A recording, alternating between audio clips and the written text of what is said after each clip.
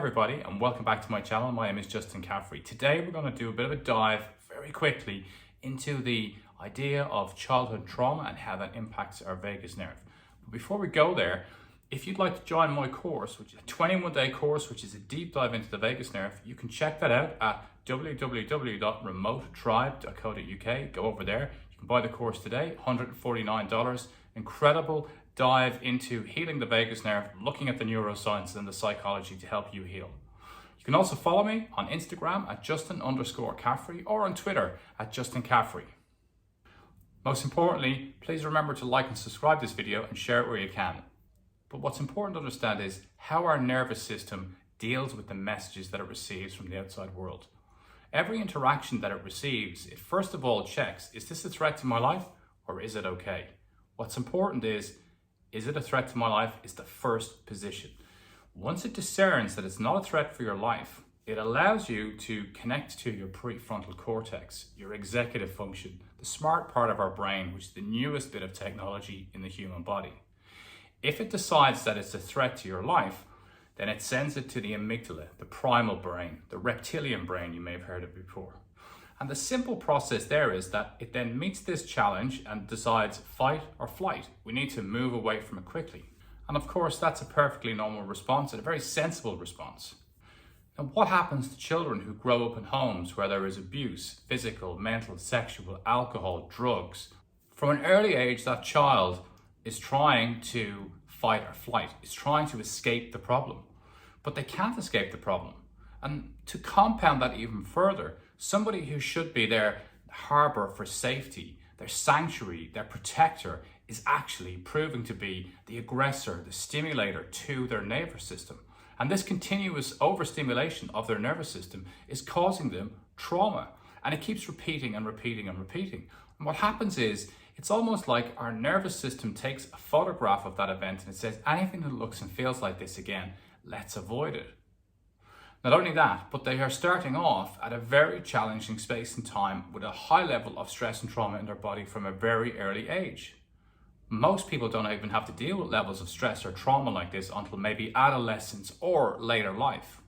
So people with childhood trauma are starting from a low base. And you may have heard of me talk about my bottle analogy before, but we're all born into the world with an empty bottle. The stress that we receive in our life increases the water level to rise. Some people may die at 85, 90 and there's still space, but others get to the top and it's overflowing, and this is where you're feeling really stressed and anxious. And when the bottle is full, you're struggling to make even basic, simple decisions in your life. You cannot find the capacity or the headspace. Those people born with childhood trauma are almost arriving in with maybe a third of the bottle full before they're 10 or 12 years of age. And this is because the nervous system keeps meeting this stimulation, danger, danger, escape, fight or flight. No capacity to fight or flight. You're stuck at home, you're stuck with this parent or caregiver or family member, whoever's causing the trauma, and you have no natural way to escape. And a continuous overstimulation of the nervous system like this can actually lead some children down the path of depression, because we actually end up in the fight and flight response for so long that we move into the freeze response, which is over the other side of the nervous system in the parasympathetic state, which is known as the dorsal vagal response, which is the curling up and not moving. It's almost feigning death. And this is when we're now feeling incapacitated. We have no actual means to run, hide, or defend ourselves. But yes, the good news is you can actually resolve this in time.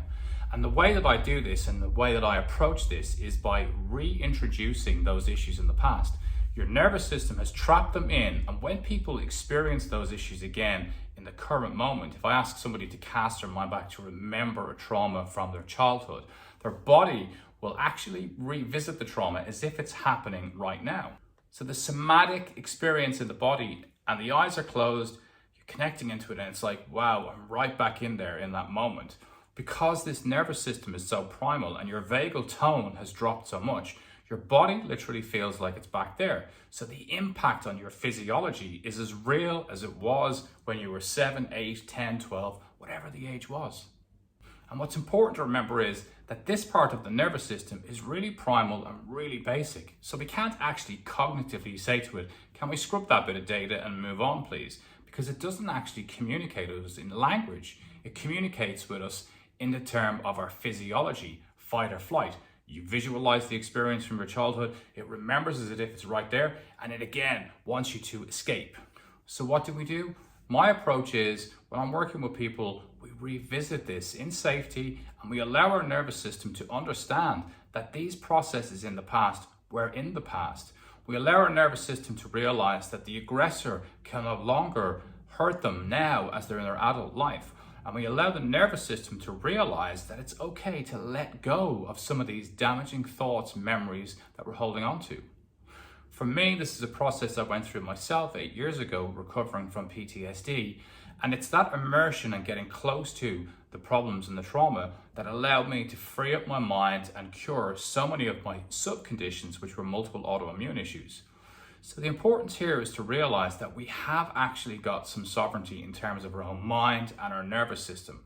This work is not easy, don't get me wrong, but the alternative is to stay with those demons and for them to continue to inhibit your capacity now. And that can lead to problems later on in life in terms of leadership and roles in businesses and struggling where you feel anxious because there was an aggressor in your past. Maybe it was a parent who was violent towards you, towards a family member, a parent who was abusing drugs, where you weren't felt loved, where you weren't felt seen at those really important and formative times in your life, or where you were segregated and separated and you had to then really reach deep to try and constantly achieve the attention that you needed from a parent or caregiver. These things all have traumatic experiences on us, and they lead to a continuous behavior in adult life that can often repeat and put us back in a situation where we're again being aggressed or bullied by the same type of people.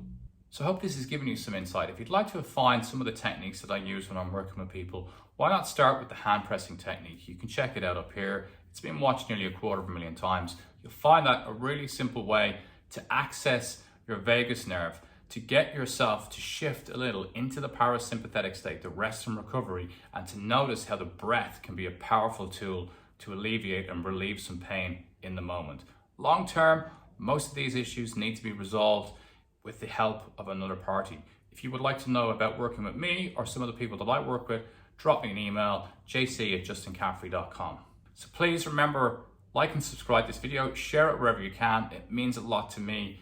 And hit that bell so that you receive notifications of my new videos. There's a new video every Sunday.